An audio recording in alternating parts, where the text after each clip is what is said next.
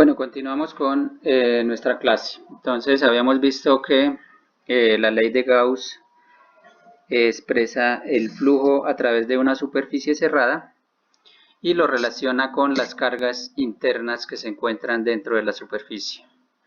Entonces, vamos a hacer algunos ejercicios, unos ejemplos que tienen que ver con esto, con el concepto de flujo y cómo esos problemas nos ayudan a resolver, digamos, de una manera más fácil todo con respecto al campo eléctrico.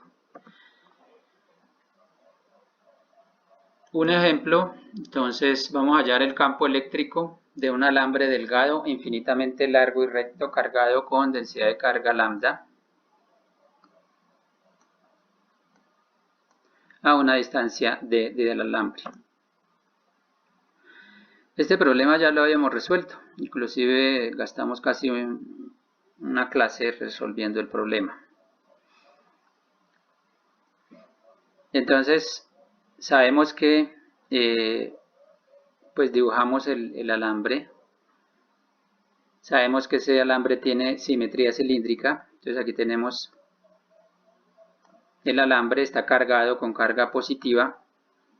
Y queremos hallar el campo en un punto determinado P. En un punto P. Este problema ya lo habíamos hecho, pero lo habíamos hecho con el método vectorial. Entonces fíjense que ustedes en los exámenes tienen que saber los dos métodos. ¿Cómo se calcula el campo? Con el método normalito de la ley de Coulomb en forma vectorial y cómo se calcula el campo con la ley de Gauss. Entonces ahí vamos aquí a ver dos métodos fundamentales. El primero ya lo vimos que el campo tenía un valor definido, que no recuerdo ya cuánto era, pero lo que hacíamos era dividir el alambre en pequeñas partes infinitesimales. ¿Qué hacemos con la ley de Gauss? Vamos a aplicar la ley de Gauss para hallar ese mismo problema, para hallar ese mismo campo. Entonces lo primero que tenemos que hacer es definir, vamos a mirar aquí algunos conceptos fundamentales para la aplicación de la ley de Gauss. Entonces, primero, ¿qué debemos hacer para aplicar la ley de Gauss? Para aplicar el teorema se debe conocer preliminarmente la configuración del campo. O sea, debemos saber cómo es el campo aproximadamente en el espacio. Y el procedimiento para hallar el campo utilizando este teorema es identificar primero la simetría del campo en el problema. ¿Qué quiere decir identificar la simetría? Ver cómo los vectores campo están distribuidos en el espacio. Entonces, si es cilíndrico, si es esférico, si es plano o si tiene otro tipo de simetría. Luego, construir una superficie imaginada. Nos imaginamos una superficie con simetría del campo. Es decir, si encontramos que el campo era cilíndrico, pues escogemos una superficie cilíndrica. Si encontramos que el campo era esférico, pues nos imaginamos una superficie esférica. Si el campo es plano, etc. Entonces, dependiendo de cómo es el campo, nos imaginamos una superficie con la misma simetría. Y el radio de esa superficie que nos imaginamos está en el punto P en donde queremos hallar el campo. ¿Listo? Aplicamos luego la fórmula de flujo. ¿A qué le aplicamos fórmula de flujo? Pues a la superficie que nos imaginamos. Esta es la superficie que nos imaginamos. Y el campo es el campo que pasa a través de ella. Como por lo general tomamos superficies simétricas como cilindros, esferas, cubos, etc., el campo en esas superficies es constante, por lo tanto no depende de la superficie. Al hacer este cálculo, fácilmente hallamos el campo, es decir, despejamos E de acá de esta ecuación y hallamos el campo. Ese es el procedimiento que se utiliza para todos los ejercicios de ley de Gauss y es el procedimiento que vamos a utilizar aquí. Dice que ya tenemos aquí entonces nuestro problema. aplicamos la ley de Gauss. Aplicamos la ley de Gauss y entonces, ¿quién tiene el micrófono prendido?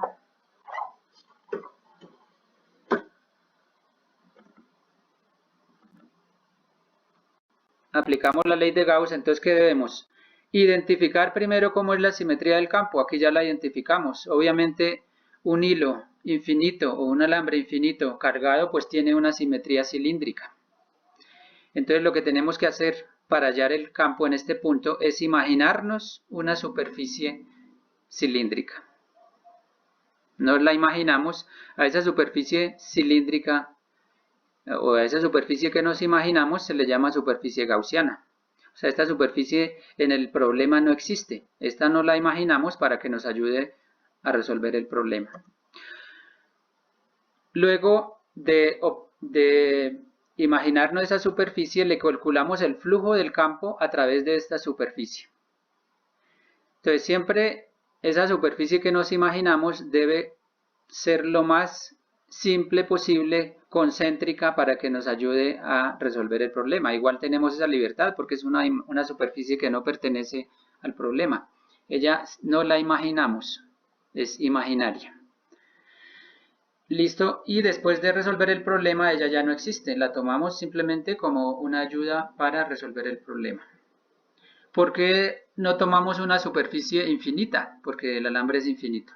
Porque se nos complica, vamos a tomar una superficie pequeña de longitud, por ejemplo, L, de longitud L,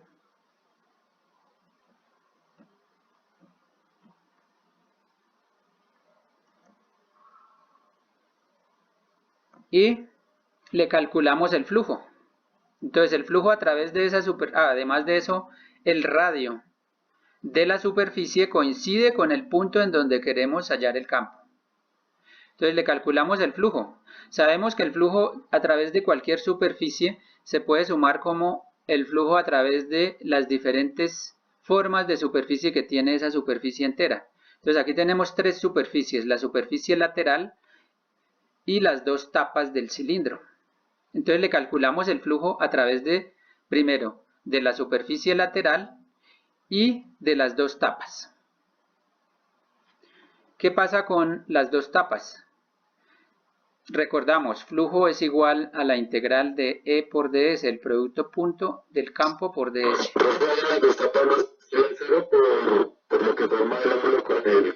Exactamente, eso es lo que iba a decir. Entonces, aquí tenemos el ds, el vector ds es este, y es igual al vector normal por la superficie. Listo, de esta tapa. Pero fíjese que aquí en este punto y en cualquier punto aquí, el vector campo es así.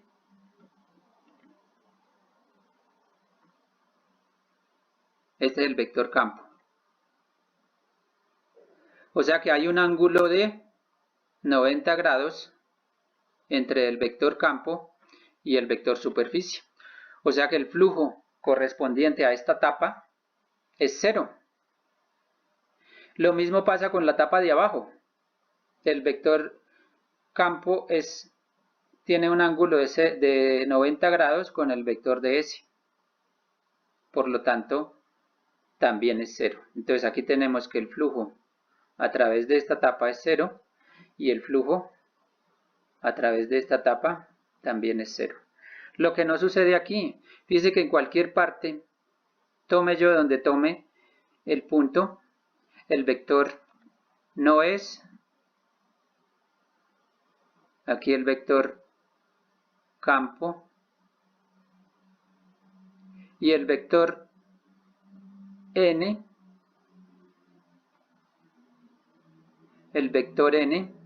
también es paralelo al campo. O sea, en cualquier punto que tome acá, y específicamente aquí el punto P, el vector campo lo tenemos así. El vector campo E, y aquí tenemos el vector N. O sea que en cualquier punto de la superficie no encuentro ningún punto en donde estén en contra o con un ángulo diferente. Por lo tanto, el flujo a través de toda la superficie que no son las tapas es diferente de cero. Y calculamos ese flujo. Entonces tenemos E punto ds, que al fin y al cabo me va a dar E ds cosenos de teta.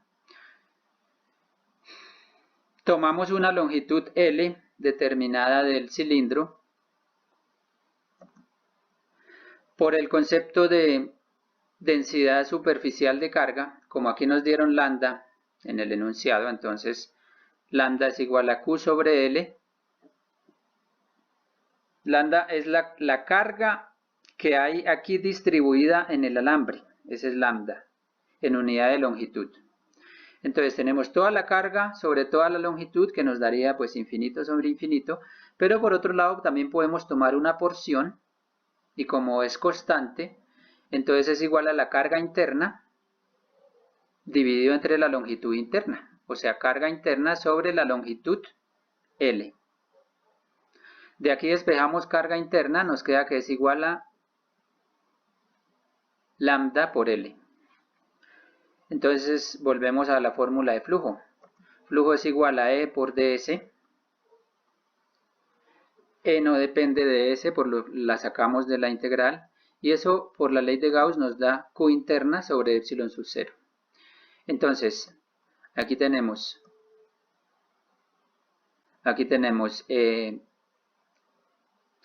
la integral, ¿esta qué es? Esta es la superficie, esta que estamos teniendo en cuenta, o sea, la que no son las tapas. ¿Eso qué es? Base. La base que es 2pi por r, en este caso 2pi por d, por altura, por L. Eso es lo que tenemos aquí.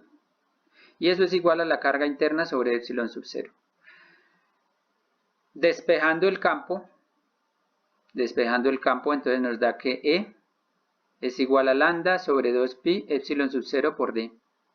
Fíjense que el problema que habíamos resuelto en la clase, creo que antepasada,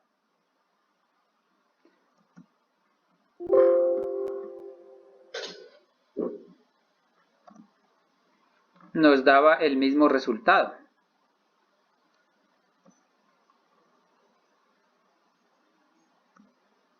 Es decir que el teorema de Gauss nos ahorra un montón de matemática para resolver ciertos problemas.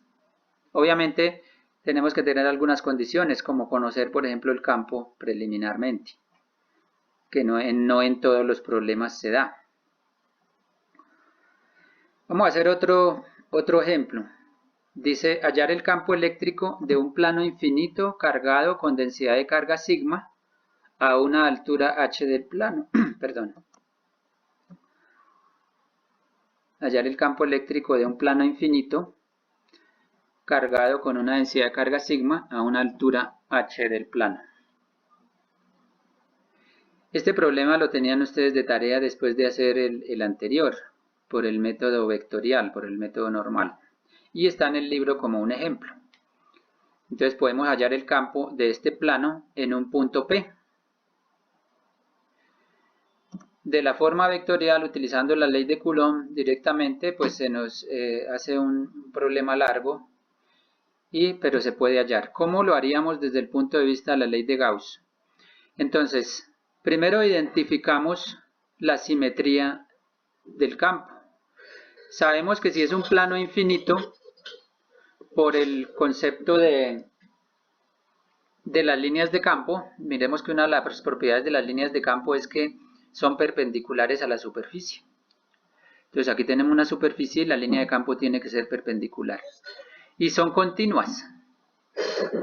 O sea que ellas van perpendiculares a la superficie hasta el infinito, porque el plano pues no tiene ninguna forma más adelante. Entonces es infinito acá. Aquí va al infinito, aquí va al infinito, aquí va al infinito y aquí va al infinito. Entonces el campo es plano.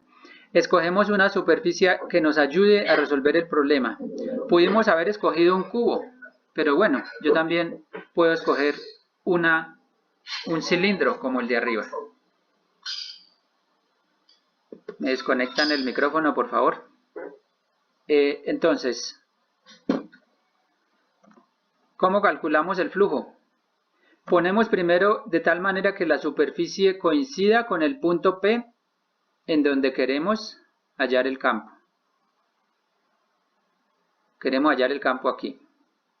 Entonces ahí ponemos una superficie y tenemos que alargarla de tal manera que dentro de la superficie queden cargas. No podríamos poner un cilindro hasta aquí, con esta altura, porque no encerraría cargas, entonces no nos sirve para resolver el problema. Entonces atravesamos para que queden cargas internas. Entonces fíjese que aquí, en esta zona, quedan cargas dentro del cilindro. Le aplicamos la ley de Gauss. Entonces el flujo a través de toda la superficie es igual a los flujos a través de la superficie lateral más el flujo a través de las tapas. Fíjense que aquí tenemos el caso contrario al de arriba. Entonces aquí el flujo, aquí el vector normal va así y el vector campo va así. Por lo tanto, hay 90 grados entre ellos dos, el cosinus de 90 es 0 y el flujo a través de la superficie lateral es 0. En cambio, eso no sucede con las tapas. Mire, aquí tenemos una tapa, la tapa de arriba del campo va hacia abajo y la normal de la superficie, la normal de la superficie va hacia arriba. ¿Listo? Lo mismo aquí, entonces tenemos el campo va, aquí va hacia arriba y la normal va hacia abajo. Es la normal y este es el campo. Por lo tanto, a través de las dos tapas es diferente de 0 el flujo. Entonces, aquí nos queda fácil porque no necesitamos integral. Necesitamos es el área de esta superficie de aquí, que la vamos a llamar delta de S1, y el área de la superficie de abajo, que la vamos a llamar delta de S sub 2. Entonces, sigma, por otra parte, la sigma que nos dan en el enunciado es igual a Q sobre S, la carga sobre la superficie. En este caso tenemos la carga está aquí, en esta zona. O sea, cuando estamos hablando de este sigma, es esta que está acá. Es igual a Q sobre S, es igual a la carga total sobre la superficie total del plano, pero también es igual a la carga interna sobre la superficie interna. Aquí podemos concluir que delta de S1 del dibujo podemos decir que delta de S1 es igual a delta de S2 y es igual a delta de S interna. Delta de S1 digamos que es esta, delta de S2 es esta y delta de S interna es esta. Entonces, fíjese que estas todas son iguales, por lo tanto, en el concepto de flujo, que es igual a E por ds, el campo, como es un plano, pues el campo es el mismo porque es paralelo. O sea que puedo llamarlo E. Entonces, el campo a través de la superficie 1 y el campo a través de la superficie 2, E1 es igual a E2 y es igual a E. Listo. El campo que pasa por aquí es igual al campo que pasa por aquí. Y lo vamos a llamar simplemente E. Bueno, reemplazando todo, entonces tenemos aquí que menos 2E delta de S es igual a la carga interna sobre epsilon sub 0. Pero como no tengo la carga interna, sino tengo es una densidad de carga, entonces reemplazo carga interna por densidad de carga, que la saco de acá, de esta ecuación.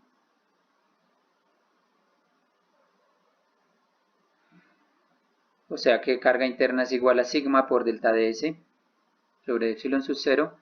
y obtuvo el resultado prácticamente en 2 rengloncitos. Hallé el campo acá. Fíjense que de nuevo aprendemos aquí que el campo de este plano en este punto es igual a sigma sobre 2 epsilon sub 0. Pero fíjense que aquí no hay distancia, no hay altura, no hay nada. O sea que el campo no depende de la altura aquí. Puedo tomar otro punto y me va a dar el mismo resultado. Puedo tomar un punto aquí más abajo y me va a dar el mismo resultado. Es decir que el campo aquí hasta el infinito, si es un plano infinito, ¿no? Si es un plano infinito, el campo hasta el infinito va a tener el mismo valor.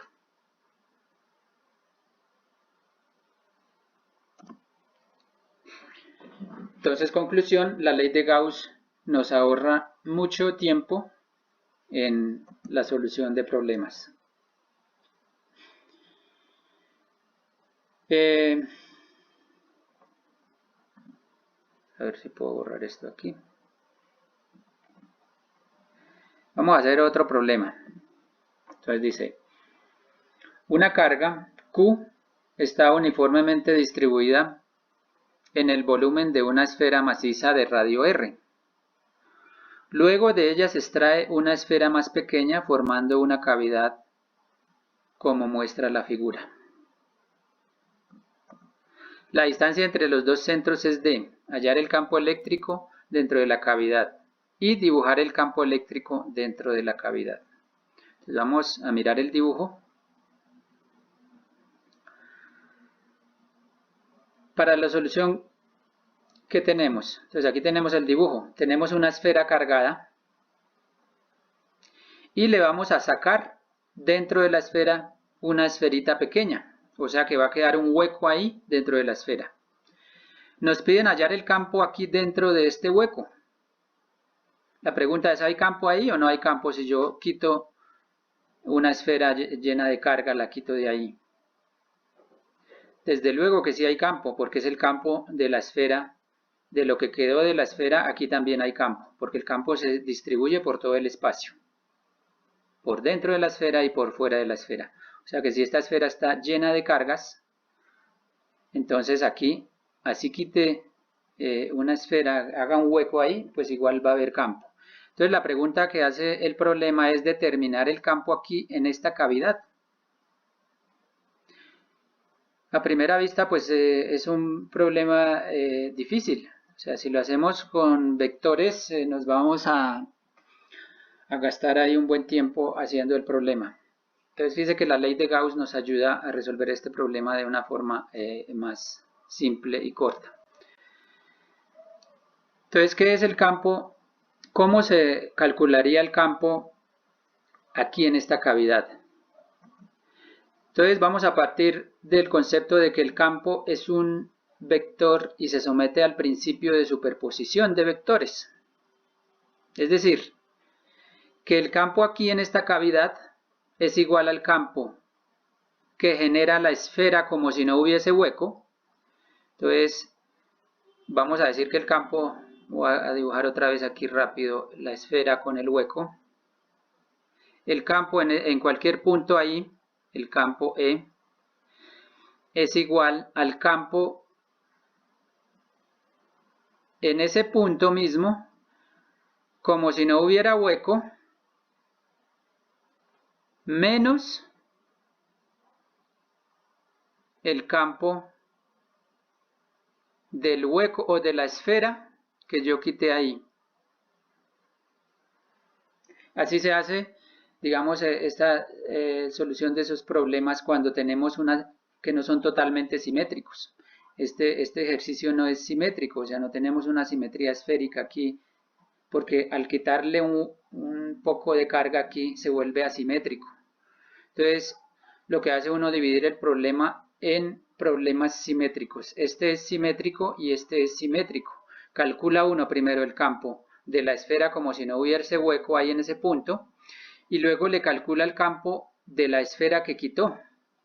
Como la quitó, pues es menos el campo, menos E. Entonces por eso tenemos aquí este problema de este tipo. Entonces el campo total es el campo E menos E'. Vamos a llamar E' al campo que genera la esferita pequeña y E total vamos a llamarlo el campo total y E lo vamos a llamar el campo de la esfera. Entonces, aplicando el teorema de Gauss, hallamos los campos de este y de este.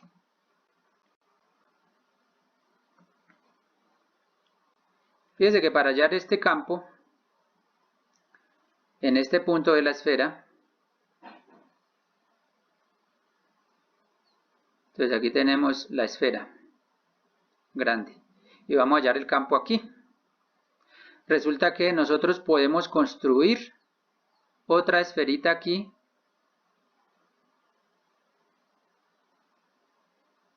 que dé con el punto en el cual queremos hallar el campo. Esa es una gaussiana. Entonces, imaginamos una esfera gaussiana aquí en el punto donde queremos hallar el campo, le hallamos el flujo a través de esa superficie. Sabemos que el flujo está dado por el campo que pasa a través de esta superficie. Como no hemos tenido todavía el hueco aquí, pues el campo aquí es simétrico, porque todavía no está el hueco. Entonces el campo es simétrico y nos queda fácil hallar el campo acá, el flujo acá, perdón. Entonces hallamos el flujo ahí, que es igual a E por la superficie 4pi r cuadrado, que es la superficie gaussiana. Es 4pi r cuadrado. R es el radio de esta superficie gaussiana. Entonces recordamos que R mayúscula R mayúscula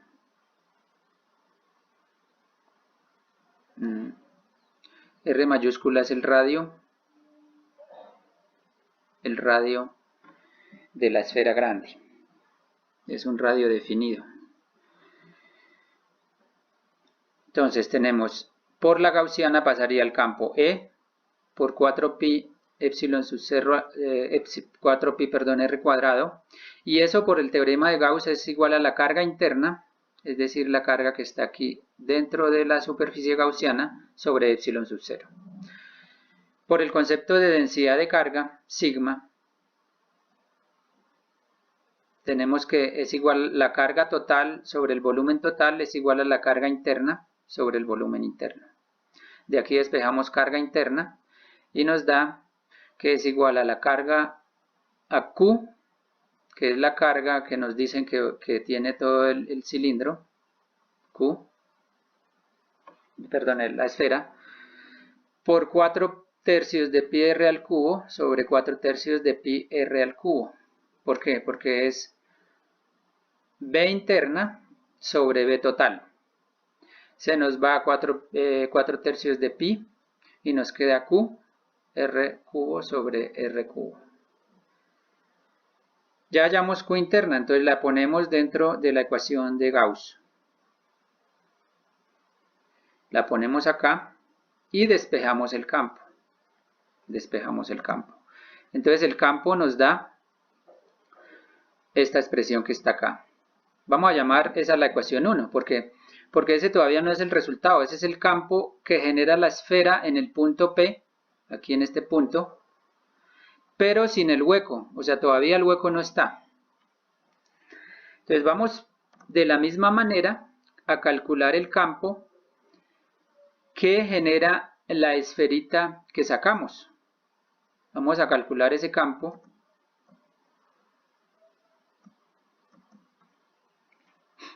Y entonces hacemos el mismo procedimiento, el flujo a través, entonces aquí la gaussiana prácticamente tiene el mismo radio que la esferita que sacamos.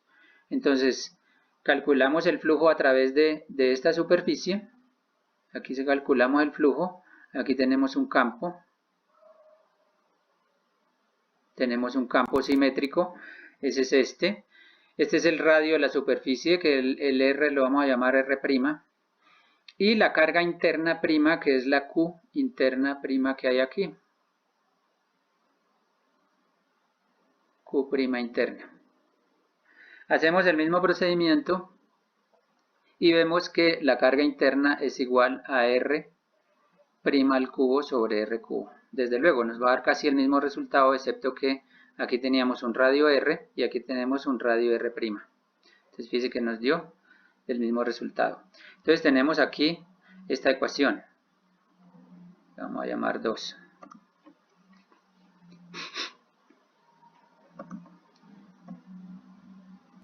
Ahora le aplicamos pues lo que dijimos aquí, que el campo total en este punto es el campo de la esfera como si no tuviera hueco, menos el campo de la esfera que se quitó, de la pequeña, o sea, del hueco.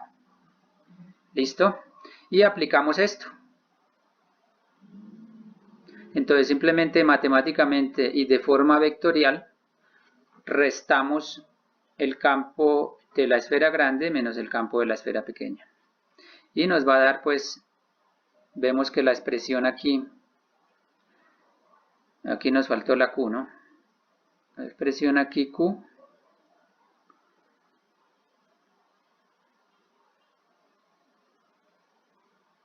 nos da esto de acá. Sacamos el factor común, Q sobre 4pi epsilon sub 0 por R al cubo. Ambas tienen R al cubo, R mayúscula al cubo.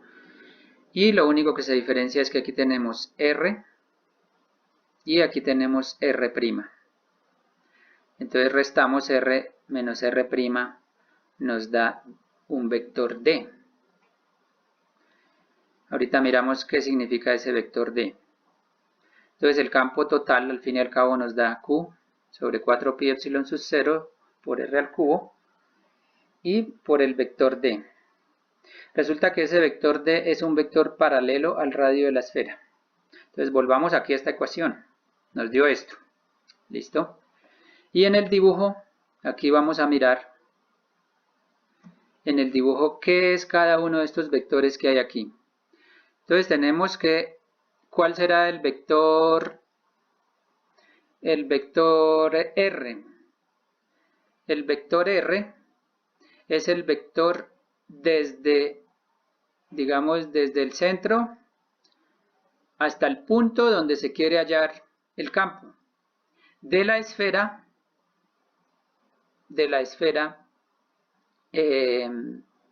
grande.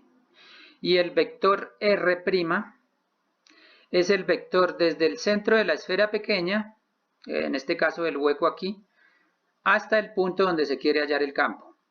O sea que aquí tenemos dos campos. Aquí tenemos el campo de la esfera sin hueco, vamos a dibujarlo aquí, el campo de la esfera sin hueco, que es este, y el campo de la esferita pequeña, o sea, de la esfera que saqué y que quedó el hueco.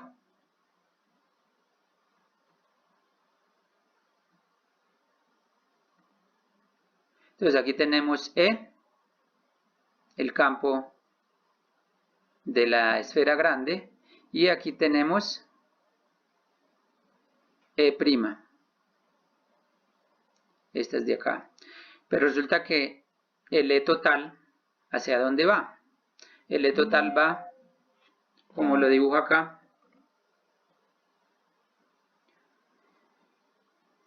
fíjese que el campo va en dirección del radio, miren. Cada campo tiene su radio, o sea, si pongo aquí el vector E, entonces ese va en dirección R. O sea que en esta misma dirección también va R unitario. Y aquí en esta misma dirección también va R' unitario. Entonces yo tengo aquí, en lugar de escribir los vectores E, que es lo mismo, escribo los vectores R. En direcciones, pues son las mismas direcciones. Entonces aquí tenemos R. Y aquí tenemos R. Entonces vuelvo a dibujar acá. Este es el punto P. Vamos a ponerlo aquí, este es el punto P. Este es el centro de la esfera grande. Y este es el centro de la esfera pequeña. Aquí tenemos R o E, R. Aquí tenemos R', pero ¿qué pasa? Tengo es una resta de vectores, no una suma. O sea que menos R' iría en esta misma dirección, pero en sentido contrario. O sea que aquí tenemos menos R'. Este es R' y este menos R'. Por lo tanto, al sumar R' con menos R, perdón, al sumar R con menos R', nos da el vector D.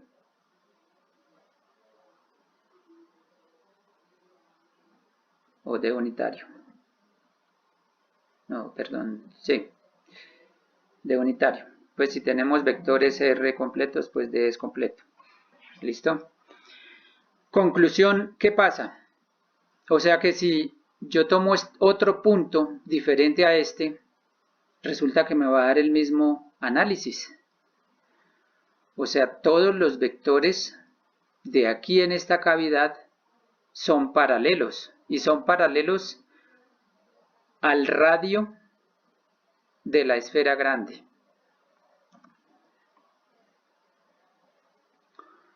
Entonces dibujamos aquí todos los vectores y vemos que esos vectores son todos paralelos al radio de la esfera grande. Ustedes pueden hacer el ejercicio con otro punto en cualquier lado y verá que les va a dar de todas maneras que en la cavidad, lo podemos dibujar aquí, dentro de la cavidad, este es todo o mejor dicho, acá esta es la esfera grande y aquí tenemos la esfera pequeña.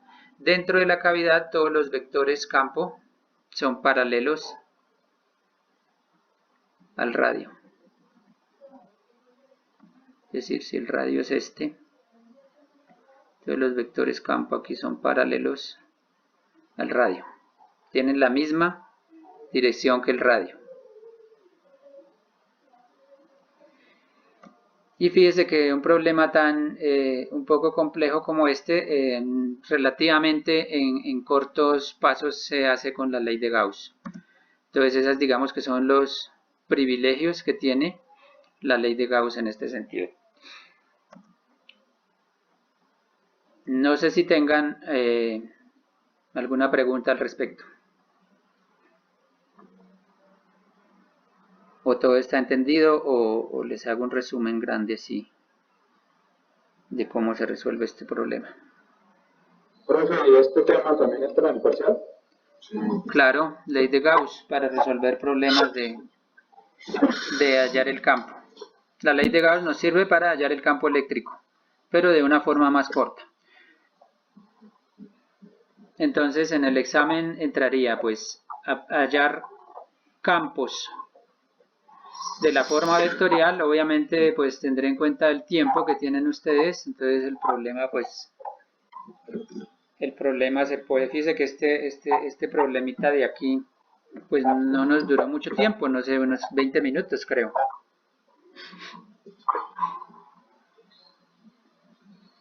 Si lo hubiese hecho con la parte vectorial, pues sería muy complejo y se echaría unas 2 horas resolviendo el problema, 1 hora.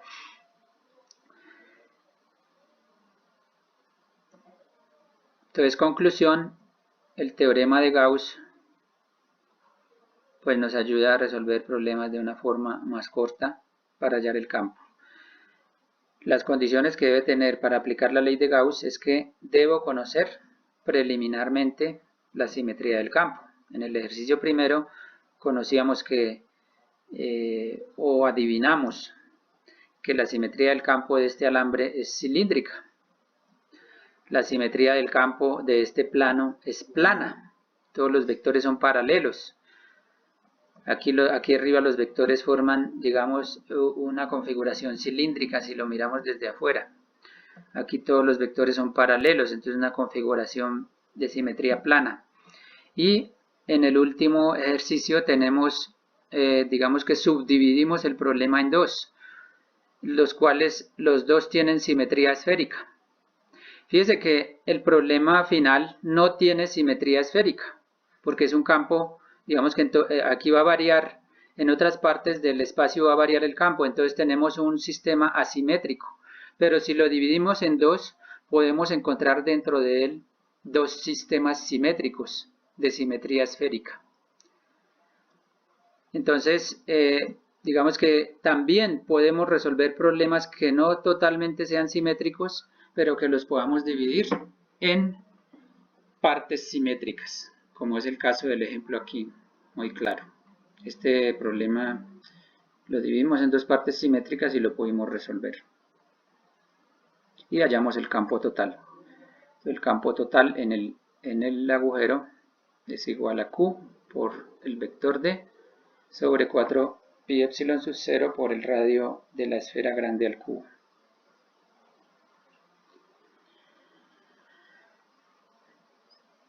Bueno, pues creo que esta forma de